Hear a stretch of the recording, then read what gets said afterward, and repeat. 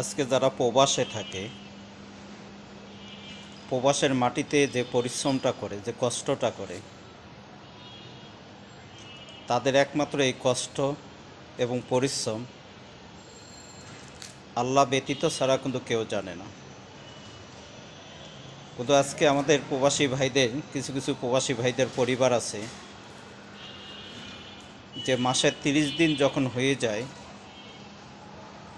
ছেলে থাক অথবা স্বামী থাক বিদেশে,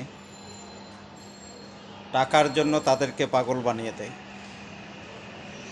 কিন্তু আসলে একটা প্রবাসী ভাই যখন সে প্রবাসের মাটিতে থাকে, তার দুঃখ এবং কষ্ট আল্লাহ ব্যতীত ছাড়া দেখার মতো আর কেউ নেই। যখন তারা অসুস্থ হয়ে যায়, বিছানায় শুয়ে তারা কাতরাইতে থাকে, কষ্ট করতে থাকে,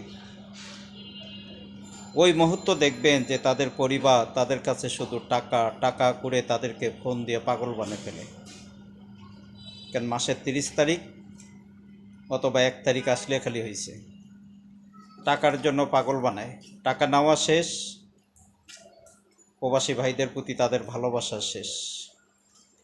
এইভাবে অনেক প্রবাসী ভাই তারা আজকে নিশ্চিহ্ন হয়ে গেছে। যে মানুষটা প্রবাসের মধ্যে থেকে এত টাকা পয়সা ইনকাম করে, ছোট ভাই ছোট বোন যাদের ভবিষ্যতের চিন্তা করলো, আজকে তারাই করে কি, শেষ মুহূর্তে ওই প্রবাসী ভাইটাকে তারা কষ্ট দেয় এবং তারা দুঃখ দেয়। এই আপন মানুষগুলাই বেশি কিন্তু দুঃখ এবং কষ্টটা দেয়।